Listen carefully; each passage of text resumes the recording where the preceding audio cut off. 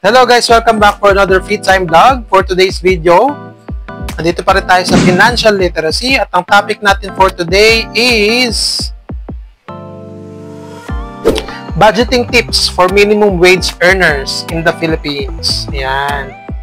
Okay, so mga basic pa lang yung mga topics natin, and then in the future, medyo bibigat na, papasok na tayo sa mga mga iba't ibang klaseng tao, iba't ibang klaseng taong kumikita, kung anong mga pwedeng sources ng income, mga tipong ganun. Okay, pero sa ngayon, basic muna tayo.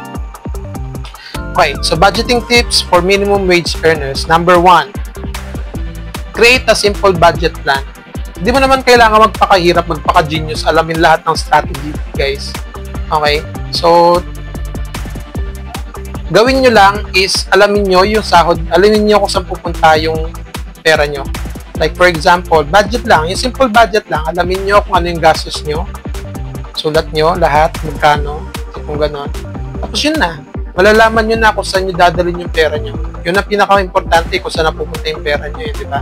Sa needs ba? Sa wants ba? Hindi naman kailangan wants, tanggalin ko, focus ako sa needs. Mga tipong ganun lang. Budgeting na yun. Malaki na matutulong na sa inyo. Okay? So, hindi nyo naman kailangan alamin yung mga iba't ibang klase ng budgets, mga tipong ganun. Binanggit ko lang siya dun sa last vlog ng natin, financial literacy. Kasi baka ginagawa nyo na hindi nyo pa alam. Diba? Ayun. So, pwede na kayo mag-stay dun sa ginagawa nyo na. Diba? Yung tipong ganun. Number 2, prioritize your basic needs. Ayan. So, siyempre dun tayo sa needs natin.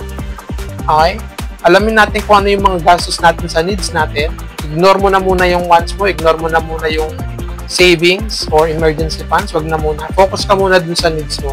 Kapag yun, nagamay nyo na yung budgeting nyo sa needs nyo, good to go. Pwede na kayo lumipat dun sa savings nyo, emergency funds nyo. Diba? Yung huli na natin yung wants. Siyempre kasi yung wants, di naman talaga kailangan yan. In the future, kapag smooth na yung takbo ng budgeting nyo dun sa needs, tsaka dun, tapos okay na dun sa needs, pumunta kayo dun sa emergency funds, okay na dun sa emergency funds na, kumbaga, napapanindigan mo na yung pagsisave. Napapanindigan mo na ganito lang ang budget ko para sa needs, hindi ko kailangan tumaas. Hindi ko ganun, napapanindigan mo na yon. Pwede na kayo pumunta dun sa wants. Diba? Ganun lang kasimple, huwag na natin masyadong pahirapan. Diba? Lalong-lalo na kung maliit lang ang sahod mo. Siyempre, pag maliit lang ang sahod mo, ang malaking percentage ng sahod mo na pupunta talaga yan sa needs lang. Kaya, yung needs na yon, i-monitor mo, i-budget mo na maigi. Tapos lalabas yan na sumobra ba, na hindi ba, hindi po ganun. So, may sobra pa bang natitira, hindi po ganun. Okay? So, focus sa needs. Lalo na pag maliit lang yung sahod nyo, yung kita nyo. Okay? Prioritize your basic needs is number 2.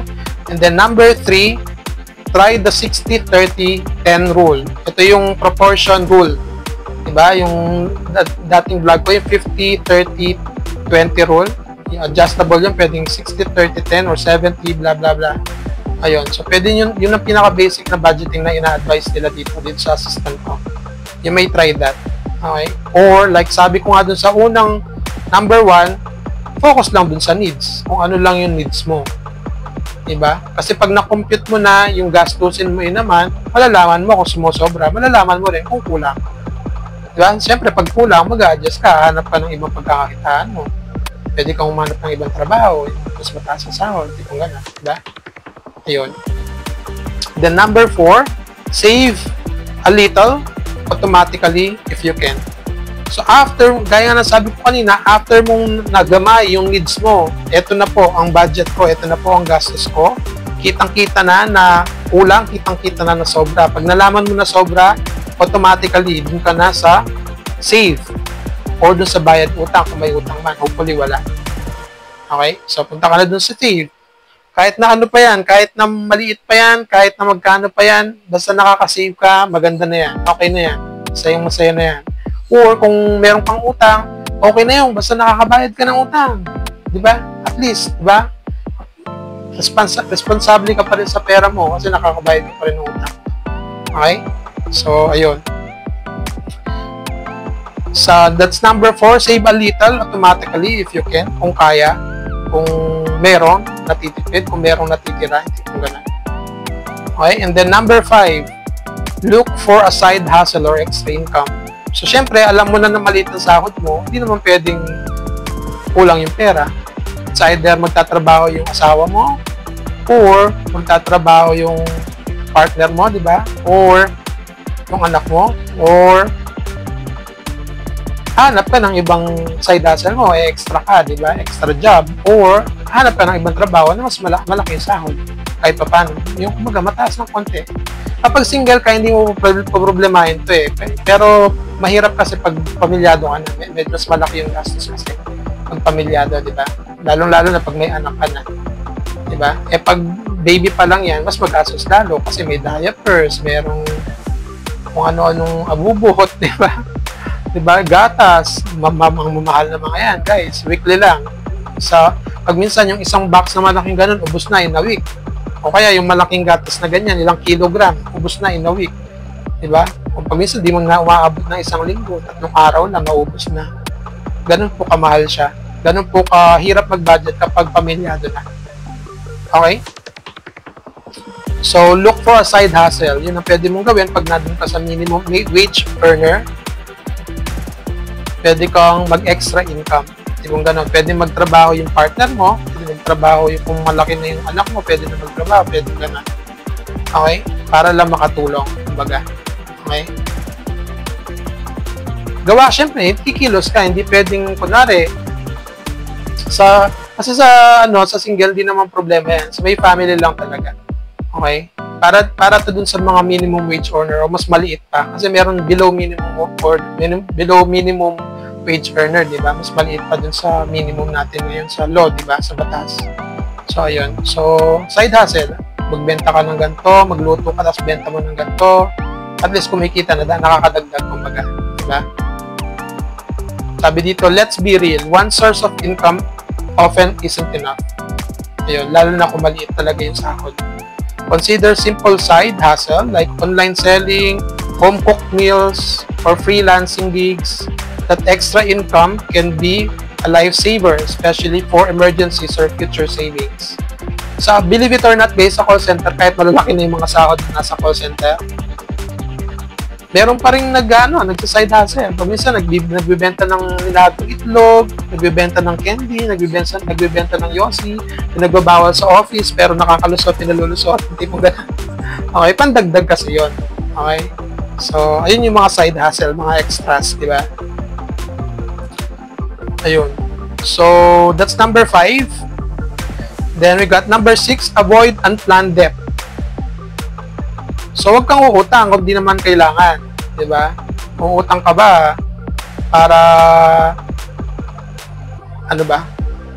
Sabi dito, sometimes borrowing money is necessary, but always have a clear repayment plan.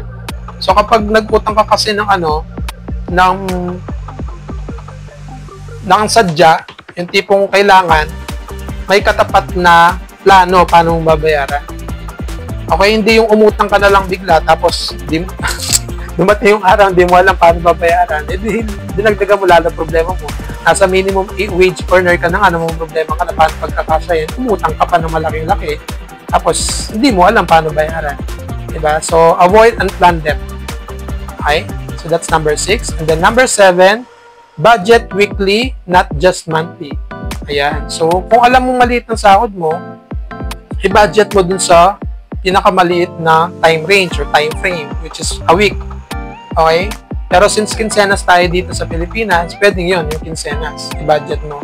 Gawin mo, like sinabi ko sa isang video, isulat mo yung gastos mo in a week para malaman mo kung magkano yung kailangan mo. Tapos pag-aralan mo mabuti kung kailangan mo ba yung mga pinagsusulat mo o hindi. Okay? Kasi pwede mo nang eliminate yung iba, makatipid. Hiro mo, kunwari, malay mo, ang sahod mo, kinsenas, di ba? So, 7,500. Meron kang 15,000 na sahod din naman. So, 7,500 in kinsenas. Tapos, yung budget mo, nalaman mo, dati, nagagastos mo yung 7,500 in kinsenas. Pero nung nag-start ka mag-budget, sinulat mo na maigi, pinag-aralan mo na maigi, in-eliminate mo nga hindi naman kailangan. Nalaman mo na mga gagamit mo lang pala is 5,000. So, meron ka pang 2,500.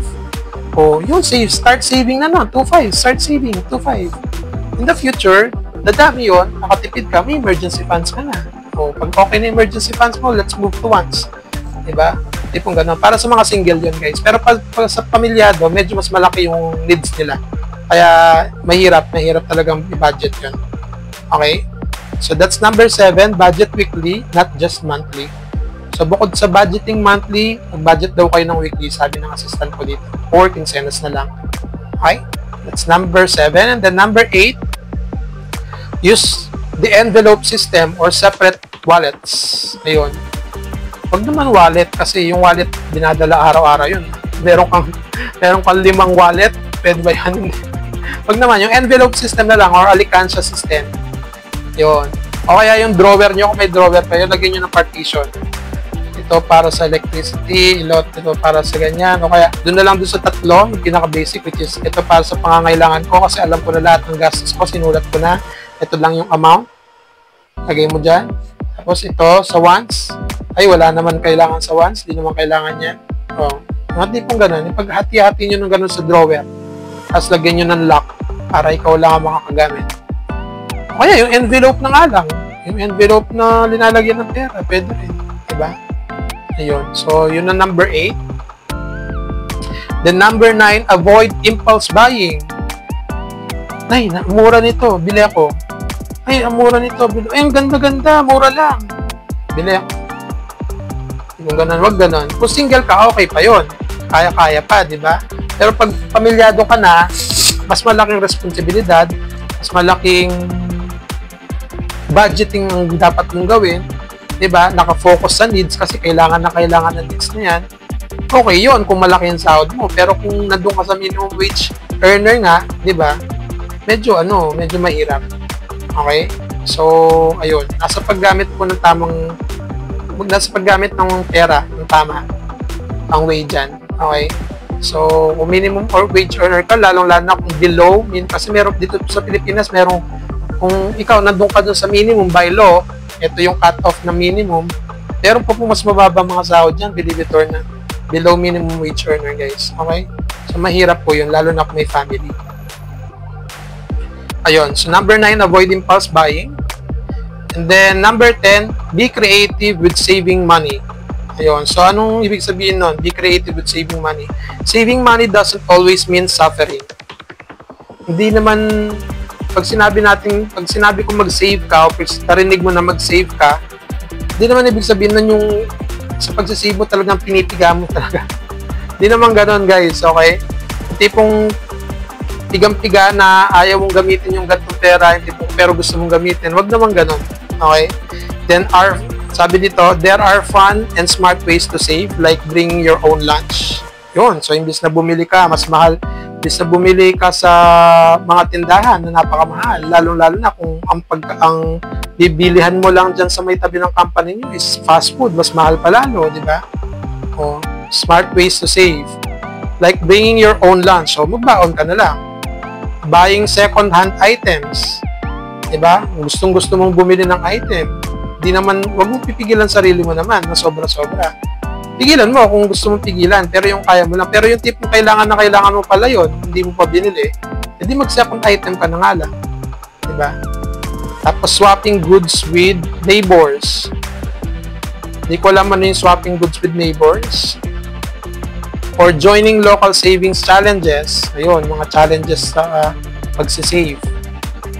Swapping goods with neighbors.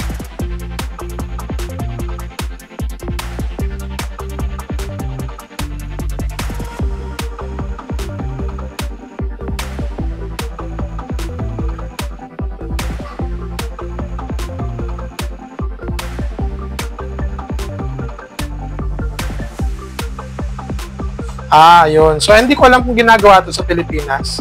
Pero, for example, wala ka ng bigas. Pero marami kang itlog. So, puro ulam. Yung kapitbahay mo, napasakto, ang daming bigas. Diba? Pwede mong iswap. Imbis na bumili ka ng pera, bumili ka ng bigas nyo kapalit ng pera, iswap mo na lang. Ayun. So, I think lumang way ito. Ginagawa nila ito dating-dati. Pero ngayon, hindi na yata masyadong ginagawa. Pero just in case na kailangan at alam mo yun, wala ka naman pera, pwede naman gawin to. Ayun ang ibig sabihin niya dun sa swapping goods with neighbors. Ayun. Tapos yung last nga, joining local saving challenges. Saving can be enjoyable if you're resourceful. Ayun. Ayun. So, para sa mga minimum wage earner, kung single ka, madali lang i-budget. Sigurado yan.